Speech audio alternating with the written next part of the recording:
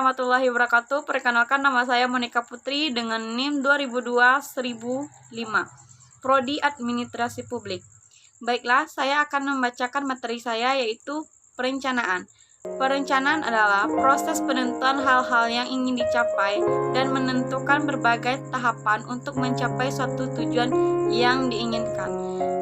Perencanaan merupakan salah satu fungsi yang paling penting dari manajemen dan administrasi yang terdapat tujuan organisasi, yaitu membuat strategi dan mengembangkan kerja organisasi.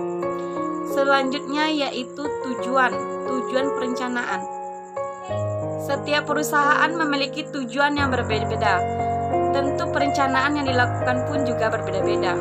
Namun secara umum tujuan perencanaan yaitu yang pertama, perencanaan adalah cara untuk mengantisipasi dan merekam perubahan. Kedua, perencanaan mengarahkan kepada administrasi maupun non-administrasi. Ketiga, perencanaan bisa menghindari atau paling tidak memperkecil pemborosan dan tumpang tindih pelaksanaan kegiatan. Keempat, perencanaan menetapkan standar yang akan dipakai untuk mempermudah pengawasan. Selanjutnya yaitu jenis-jenis perencanaan. 1. Jenis perencanaan berdasarkan ruang lingkup, yaitu rencana strategi yang disebut dengan strategi planning. Merupakan suatu perencanaan yang di dalamnya terdapat uraian mengenai kebijakan jangka panjang dan waktu pelaksanaan yang cukup lama. Pada umumnya untuk jenis perencanaan ini sangat sulit untuk dirubah. Kedua yaitu rencana taktis, yaitu technical planning. Ialah salah satu perencanaan yang di dalamnya terdapat uraian kebijakan yang bersifat jangka pendek dan mudah disesuaikan dengan aktivitas selama tujuannya masih sama. Ketiga yaitu rencana terintegrasi, yaitu teknik sebuah perencanaan yang di dalamnya terdapat penjelasan secara menyeluruh dan sifatnya terpadu. Kedua, jenis perencanaan berdasarkan tingkatan.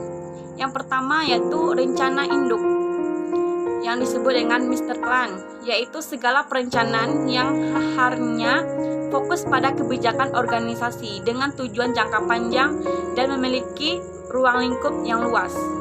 Kedua, rencana operational planning adalah berbagai perencanaan yang berfokus pada pedoman atau petunjuk pelaksanaan dari program-program organisasi. Ketiga yaitu perencanaan harian, day-to-day planning, sebagai perencanaan yang di dalamnya terdapat aktivitas harian yang bersifat luas. Baik, selanjutnya yaitu fungsi perencanaan. Pada dasarnya, perencanaan adalah suatu proses pengendalian keputusan sehubungan dengan hasil yang diinginkan dengan penggunaan sumber daya dan membentukkan suatu sistem komunikasi yang memungkinkan pelaporan yang mengendalikan hasil akhir serta perbandingan hasil-hasil tersebut dengan perencanaan yang dibuat. Tahap-tahap perencanaan. Yang pertama, menetapkan tujuan atau rangkaian tujuan.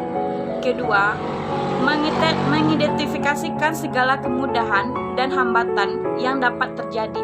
Ketiga, mengembangkan rencana ataupun serangkaian untuk mencapai tujuan dan merumuskan keadaan sekarang atau saat ini. Manfaat perencanaan. Suatu bentuk perencanaan dapat membuat pelaksanaan tugas menjadi tepat dan kegiatan tiap unit akan berterorganisir dengan baik menuju arah yang sama. Suatu perencanaan yang disusun dari penelitian yang akurat dan menghindarkan kesalahan-kesalahan yang mungkin terjadi.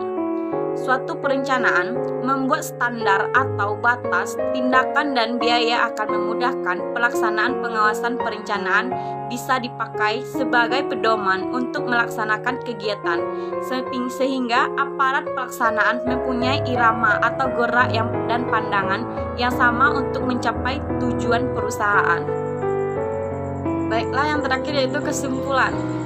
Dari atas penjelasan di atas, disimpulkan bahwa perencanaan adalah fungsi manajemen yang fundamental yang melibatkan pengambilan keputusan, mengendali apa yang harus dilakukan, bagaimana melakukannya, dan siapa yang melakukannya. Perencanaan merupakan proses intelektual yang menetapkan tujuan seseorang, organisasi, atau perusahaan dan mengembangkan berbagai tindakan untuk mencapai suatu tujuan tersebut. Baiklah, hanya itu yang dapat saya sampaikan. Jika ada kesalahan kata, saya mohon maaf. Saya akhiri dengan Assalamualaikum warahmatullahi wabarakatuh.